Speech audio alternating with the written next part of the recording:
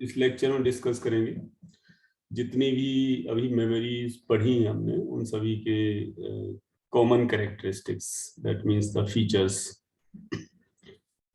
तो फीचर्स के लिए हम डिफरेंट डिफरेंट क्राइटेरिया लेंगे, जैसे कॉस्ट है, प्रोसेसिंग स्पीड है, परफॉर्मेंस है, और जैसे फिजिकल कैरेक्टरिस्टिक्स है, स्टोरेज यूनिट है। तो one by one I will take the different parameters, and according to those parameters we will discuss the characteristics.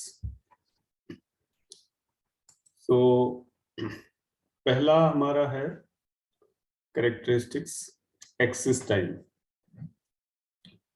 तो एक्सेस टाइम जैसे कि क्लियर है कि व्हाट इज दिस, कि ये वो टाइम है जो किसी मेमोरी को एक्सेस करने के लिए, और मेमोरी को एक्सेस क्यों करते हैं?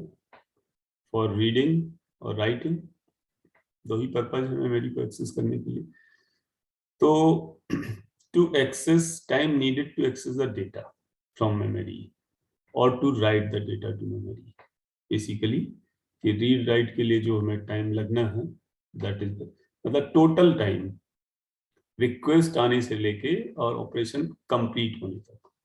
Okay, so that is the access time.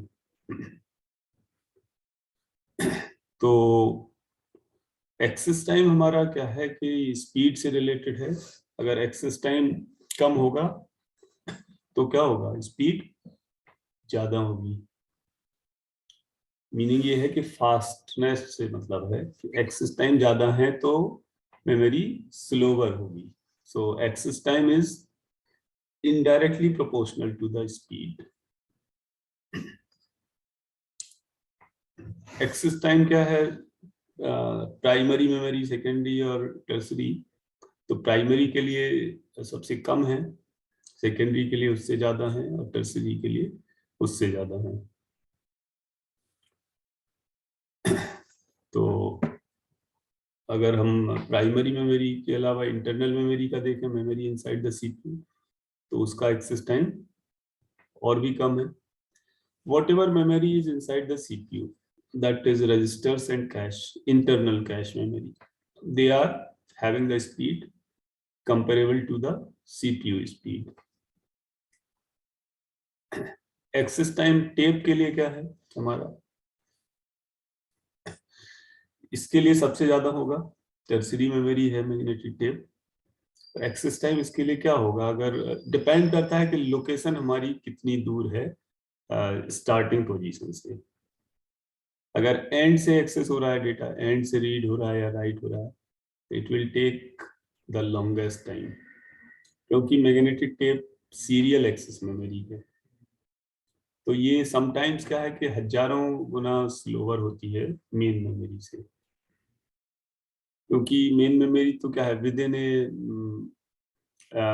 Microsecond it will be accessed, milli to microsecond, and inside the CPU the access time will be of the nanosecond order.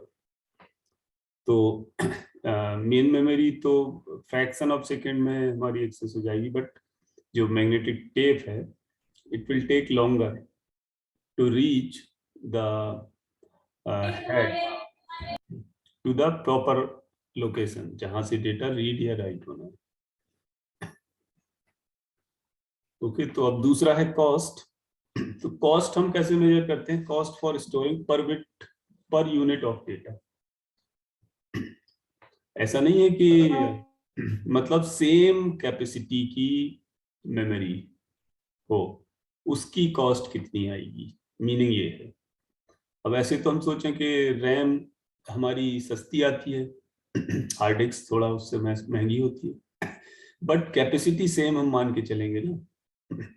अगर RAM हमारी 8 GB की है, तो 8 GB RAM के corresponding हम 8 GB hard disk की cost जोड़ें, मतलब जितनी स्टोरेज कैपेसिटी ले रहे हैं उतनी कैपेसिटी के लिए कॉस्ट जोड़ें, तो क्या होगा कि register will be the costlier, उसके बाद कैश मेमोरी, फिर रैम रोम यानी प्राइमरी मेमोरी, फिर secondary and finally tertiary memory, that means tape, drum etcetera. तो हायरार्की में हम जितना नीचे जाएंगे, the cost per bit of data decreases. तो ऑब्वियसली कि main memory is more expensive than hard disk, क्योंकि हम कैपेसिटी की बात कर रहे हैं। तो अगर इक्वल कैपेसिटी की बात करें तो दिस इज अकॉर्डिंगली। अब हार्ड डिस्क और टेप में क्या होता है कि tape, magnetic tape is using the drive, magnetic tape drive. तो एक ही ड्राइव से बहुत सारी टेप, जो उसकी कैसेट है या जो फ्रेम है, टेप फ्रेम, वो एक ही ड्राइव में बहुत सारा यूज हो सकता है। मतलब बहुत सारे कैसेट्स, जैसे वो जनरल हमारा कोई भी सीडी प्लेयर है या कोई भी इस तरह की डिवाइस है जिसमें तुम टेप यूज करते हो, तो एक ही ड्राइव तो एक ही होती है, बट उसमें बदल बदल के टेप्स यूज होते रहते हैं। तो इस तरह अगर हम देखें कि अगर हम एक या दो कुछ ही टेप यूज कर रहे हैं लिमिटेड, तो हार्ड डिस्क और मैग्नेटिक टेप ड्राइव के समेत कॉस्ट हमारी कंपेरेबल होगी। लेकिन अगर बहुत सारे टेप यूज कर रहे हैं with the same tape drive, तो फिर टेप विल बी चीपर। बात वही है जैसे हार्ड डिस्क है, वो तो एक फिक्स्ड ड्राइव में कंप्यूटर के अंदर फिक्स्ड है। तो मैग्नेटिक टेप भी, उसके लिए भी टेप ड्राइव यूज होती है। और अगर लिमिटेड एक दो टेप ही है तो फिर हार्ड डिस्क और टेप में कोई कॉस्ट में वैसा नहीं है कि बहुत सस्ता पड़ेगा टेप, क्योंकि ड्राइव इज कॉस्टली है, टेप ड्राइव। तो आगे चलते हैं, रिलायबिलिटी। रिलायबिलिटी हमारी दो फैक्टर से मेजर की जाती है।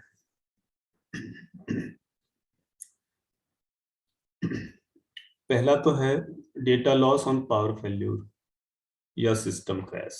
अगर सिस्टम क्रैश हो जाता है तो डेटा लॉस की क्या पॉसिबिलिटी बनती है। This is a factor for reliability. Another factor is physical failure of the storage device. मतलब physical failure in the sense के डिपेंड करता है, many conditions can be there. जैसे मौसम खराब है, मॉइस्चर है, धूप है, अल्ट्रावायलेट लाइट है, हीट है, फॉग है। तो many physical factors are there factors, तो फिजिकल फेल्योर। तो इन सब के लिए हमारा जो फिक्स्ड डिस्क ड्राइव है यानी हार्ड डिस्क, वो सबसे ज्यादा रिलायबल है in comparison to the removable media और डिस्क और tape etcetera. Hard disk is more safer than the other media like CD, tape, floppy और even any kind of memory. Hard disk is much more reliable.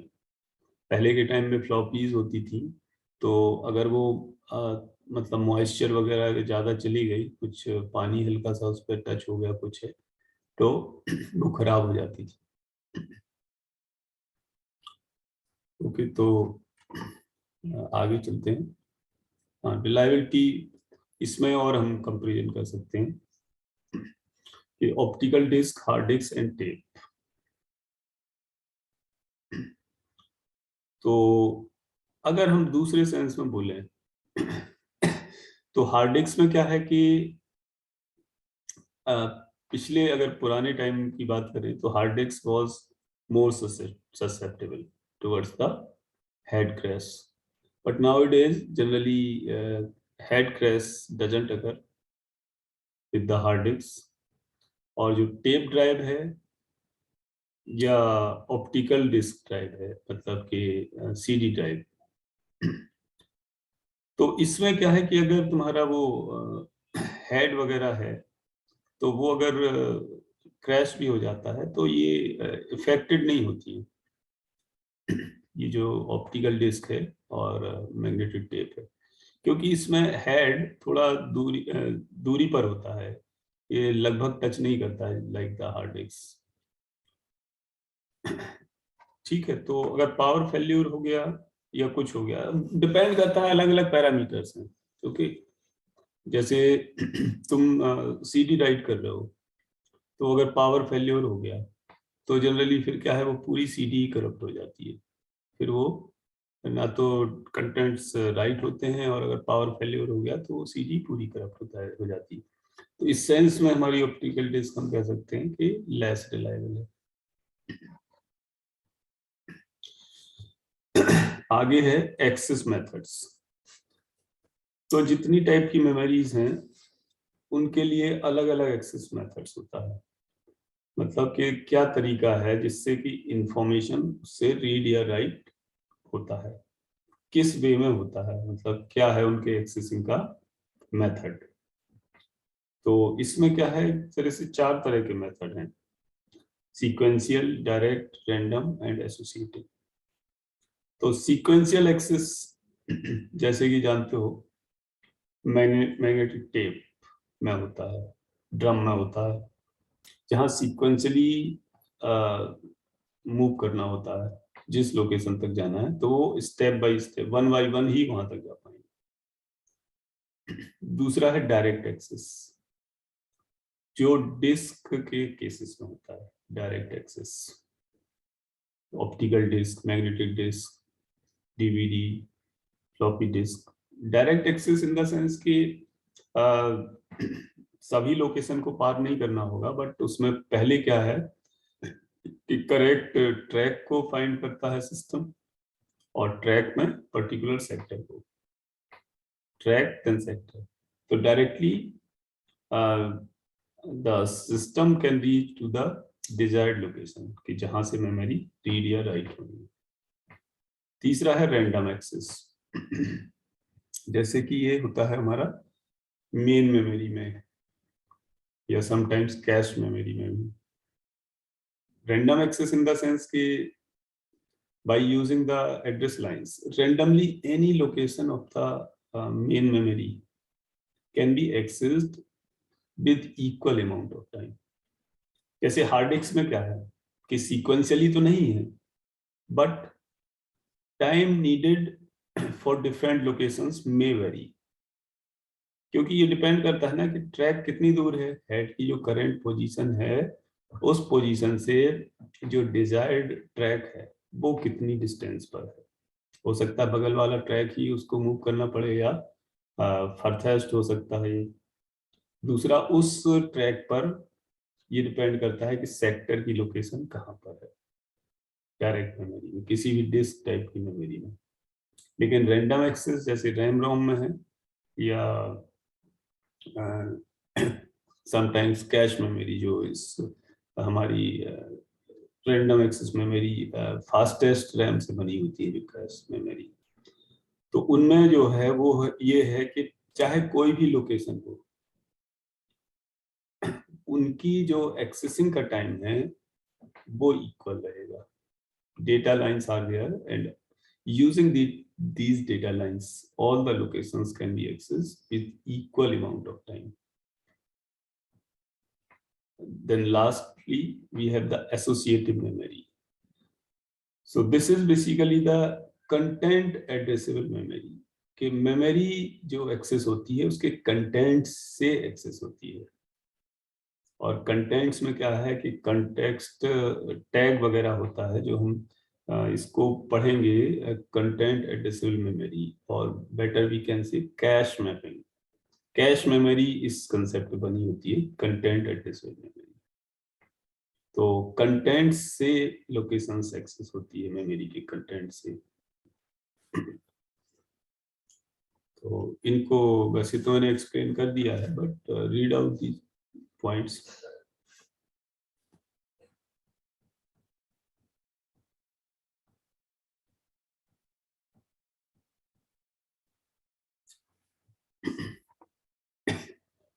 जैसे ये है last point. तो access time क्या है, किसी भी लोकेशन का सेम होता है, जैसे मैंने बताया। ये इस पर डिपेंड नहीं करता कि प्रीवियस लोकेशन कौन सी एक्सेस हुई थी, जबकि हार्ड डिस्क में ये बात मैटर करती है कि प्रीवियस लोकेशन हो सकता है किसी दूसरे ट्रैक पर हो, तो सेक्टर अलग हो गई, और डिपेंड करता है जो नेक्स्ट लोकेशन है हार्ड डिस्क पर, वो प्रीवियस लोकेशन के रिस्पेक्ट में कितनी पास या दूर है। दूसरा है direct access. means any kind of disk undergoes such kind of access method.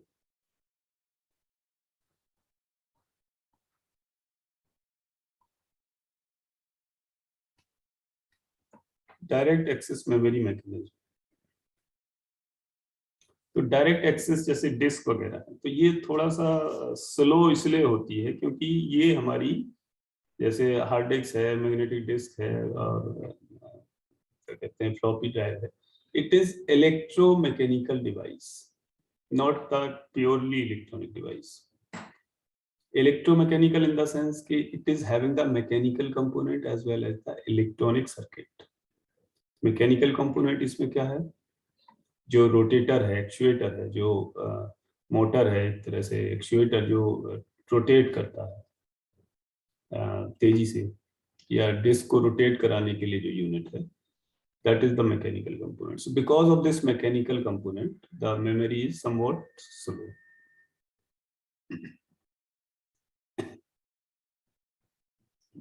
तो इसमें एक्सेस टाइम क्या होता है, it depends on the current location and the previous location both. Access, direct access में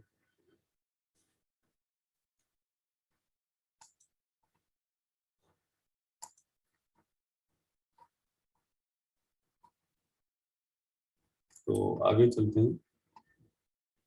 अब है सीक्वेंशियल एक्सेस और serial access. तो सीक्वेंशियल एक्सेस और सीरियल एक्सेस हमने वही मैग्नेटिक टेप में पढ़ा है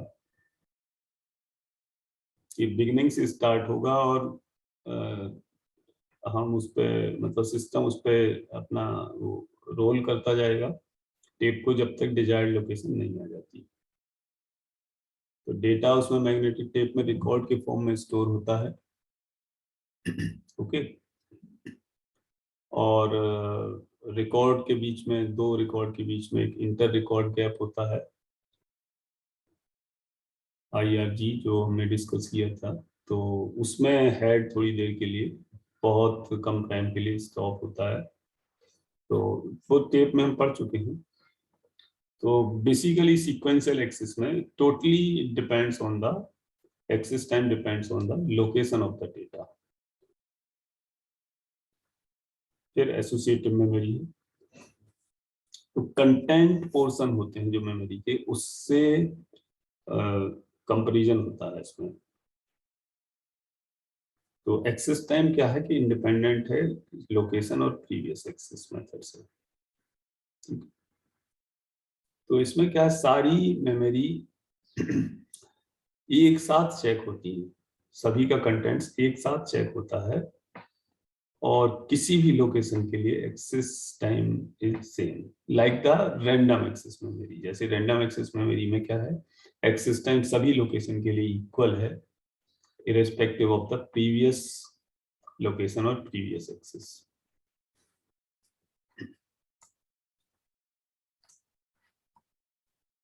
अब नेक्स्ट है हमारा स्टोरेज ड्यूरेशन. मतलब कि स्टोरेज ड्यूरेशन से मीनिंग ये है कि वोलेटाइल या नॉन वोलेटाइल, कि पावर फेल्यूर या सिस्टम क्रैश या कोई प्रॉब्लम आने पर वो हमारा जो इंफॉर्मेशन है वो स्टोर रहेगा या चला जाएगा. तो ये तुम पढ़ भी चुके हो बहुत अच्छे से कि वोलेटाइल और नॉन वोलेटाइल दो टाइप के स्टोरेज मेथड्स हैं, ड्यूरेशन है. ये जो वोलेटाइल स्टोरेज है वो जैसे रैम में होता है, जब तक पावर है, रैम है, कैश है या रजिस्टर है, तो जब तक इसमें पावर रहेगी सिस्टम में तब तक तो कंटेंट्स रहेंगे, और पावर ऑफ तो कंटेंट्स ऑफ. नॉन वोलेटाइल है जैसे फ्लॉपी है, CD है, पेन ड्राइव है, वो सारे नॉन वोलेटाइल हैं. मतलब रैम, कैश और मतलब रैम और CPU इंटरनल मेमोरी की छोड़ के सारी मेमोरीज हमारी नॉन वोलेटाइल है. Information will be permanent. Permanent in the sense कि जब तक कि कोई इंटेंशनली कोई उसमें डेटा को ना उसमें हटाओ. इंटेंशनली मतलब ये है कि जैसे CD है, अब हम कहें कि वो परमानेंट स्टोरेज है, अब हम जानबूझ के उसको रगड़ दें या खुरच दें, तो that is another thing, intentionally अगर हम उसको करप्ट करना चाह रहे हैं। ठीक है, तो इन दिस सेंस कि हमारा स्टोरेज ड्यूरेशन हो गया। वोलेटाइल स्टोरेज सभी जानते हैं,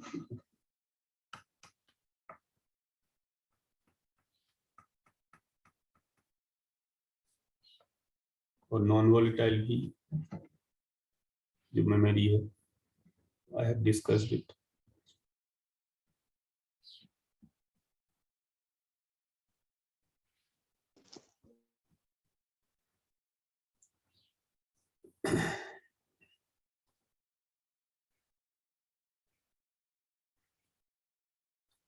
नेक्स्ट है डेटा रेट।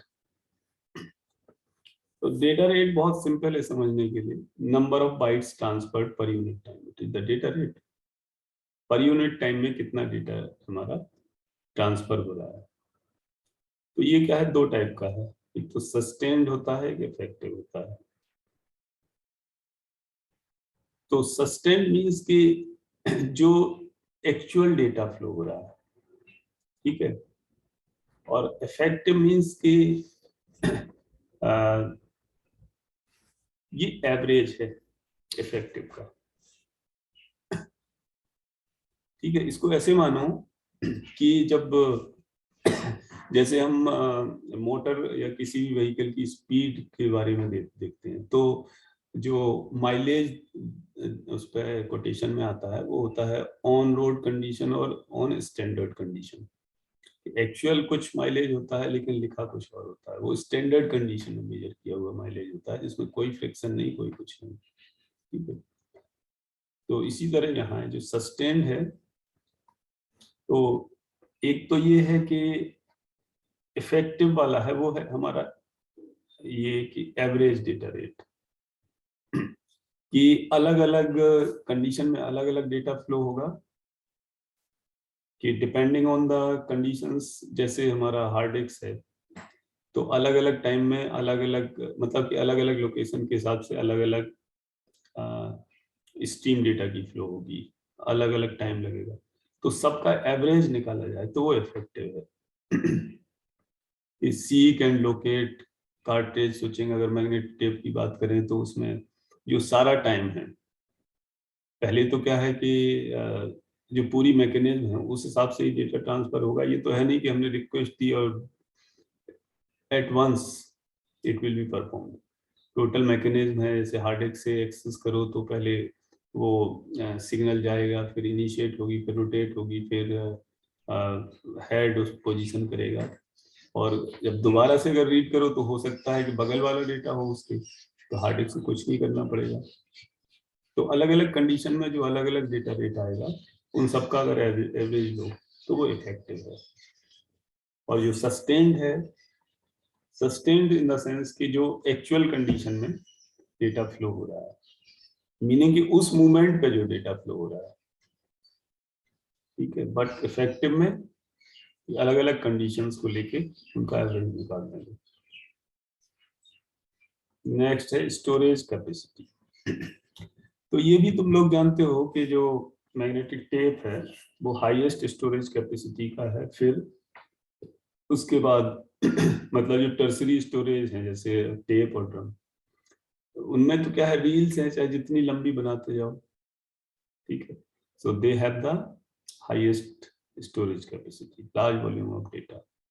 हार्ड डिस्क का क्या है कि अब आज के टाइम में तो हार्ड डिस्क भी सफिशिएंट कैपेबिलिटी की आ रही है, जैसे 1 टेराबाइट तक की हार्ड डिस्क आ रही है, बट आई डोंट थिंक कि 2 टेराबाइट तक की भी आने लग गई है मार्केट में।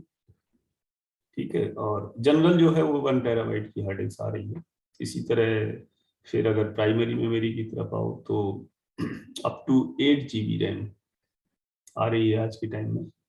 पर्सनल कंप्यूटर में 8 GB तक की रैम अवेलेबल है। और अगर हम और कॉस्टली जैसे आईफोन वगैरह की बात करें तो they are having more RAM nowadays. I think 16 GB तक की रैम उनमें आ रही है।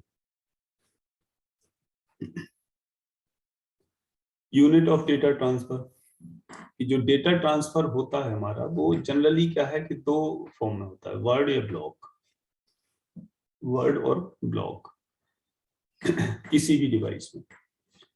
तो जो टर्सरी स्टोरेज हैं या जैसे हार्ड डिस्क है, उसमें भी हमारा ब्लॉक के फॉर्म में होता है। जो मास स्टोरेज डिवाइसेस हैं like hard disk and drum tape etcetera, उसमें डेटा जो ट्रांसफर होता है वो है ब्लॉक के फॉर्म में। और बाकी जो मेन मेमोरी कैश हैं, उसमें जो डेटा ट्रांसफर है वो वर्ड के फॉर्म में। Word is nothing but the collection of bytes. तो ब्लॉक और वर्ड में अंतर कुछ नहीं है। ब्लॉक मीन्स के लार्ज अमाउंट ऑफ डेटा, ठीक है। जैसे बड़ी बड़ी अगर डिवाइस है, बड़ी कैपेसिटी की, तो उसमें डेटा ज्यादा ट्रांसफर होगा, तो वो ब्लॉक एक तरह से बोल देते हैं। ब्लॉक में भी क्या है कि अगर उनको ग्रुप में हम देखें तो वो वर्ड्स ही फाइनली आ जाएंगे। वर्ड्स में क्या है, नंबर ऑफ बाइट्स, और बाइट्स में क्या है, नंबर ऑफ बिट्स। तो जनरली जो वर्ड की साइज है आज के टाइम में वो up to 4 byte 8 byte data, जैसे 32 बिट्स है या 64 बिट हम बोलते हैं, 64 बिट कंप्यूटर, तो दैट मीन्स कि 8 बाइट वर्ड। तो वर्ड से मतलब कि जो हमारी रैम है, रैम की एक लोकेशन 64 बिट की होगी। अगर ये 8 वर्ड या 64 बिट मशीन अगर हम बोलते हैं तो 64 बिट स्टोर करेगी इसकी रैम, मतलब एक लोकेशन। और इसी तरह कैश मेमोरी में जो डेटा ट्रांसफर होता है वो वर्ड ही है, बट उसको दूसरा नाम दे देते हैं कैश लाइन, जो कैश मेमोरी में पढ़ेंगे।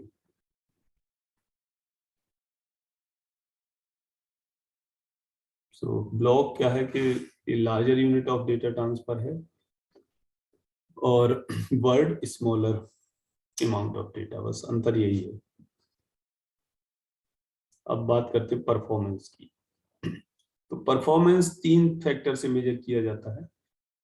पहला तो एक्सेस टाइम, दूसरा साइकिल टाइम, और तीसरा ट्रांसफर रेट। एक्सेस टाइम हमारा क्या है, टोटल टाइम।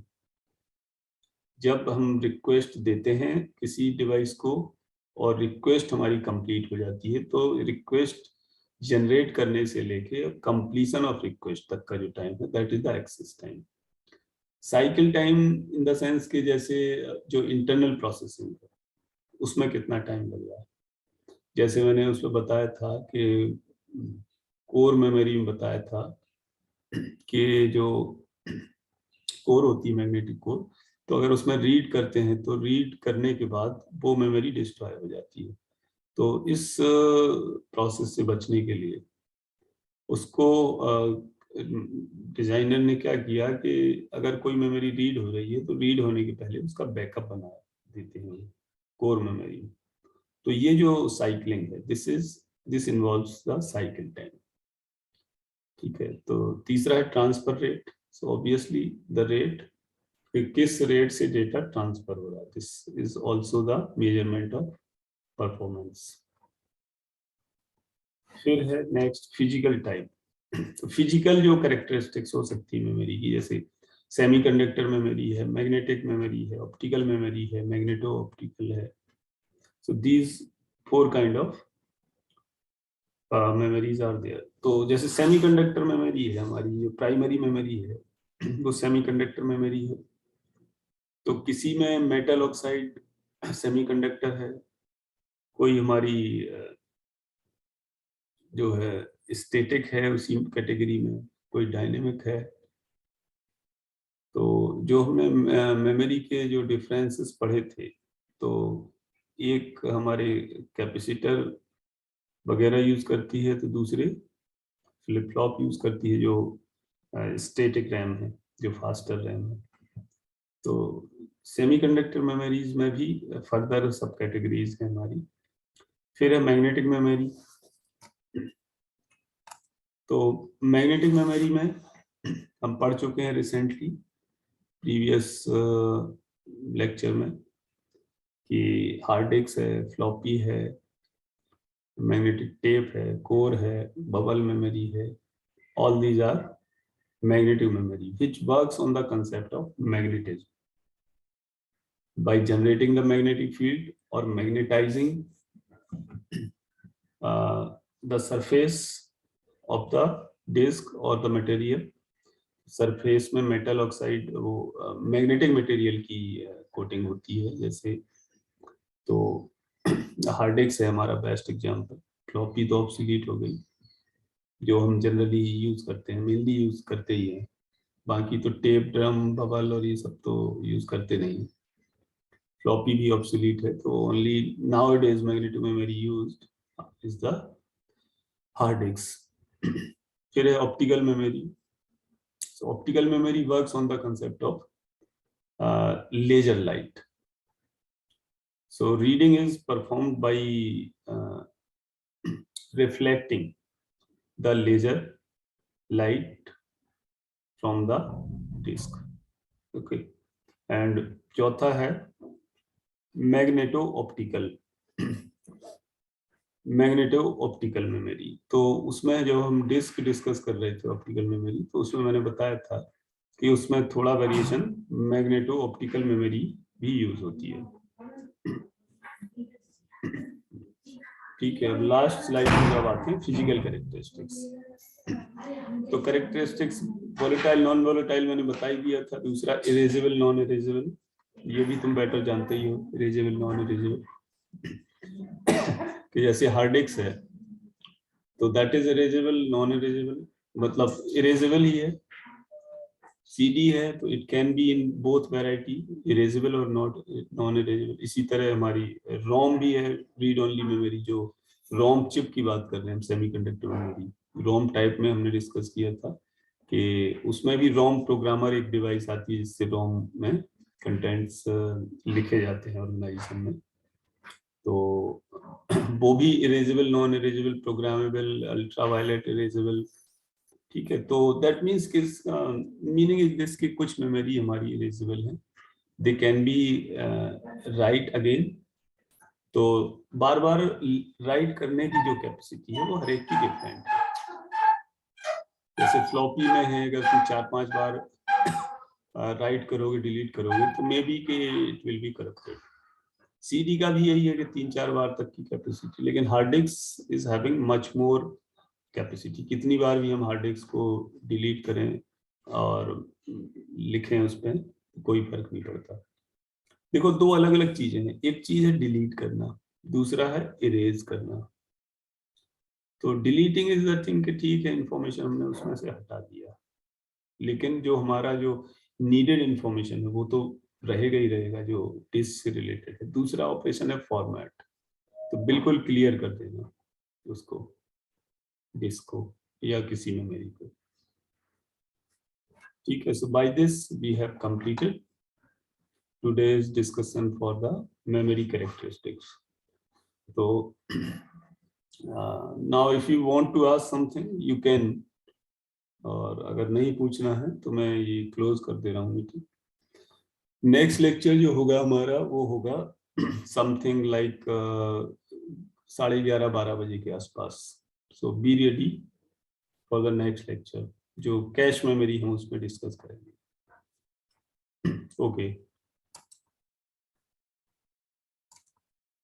अटेंडेंस भेज देना उस पर ग्रुप में।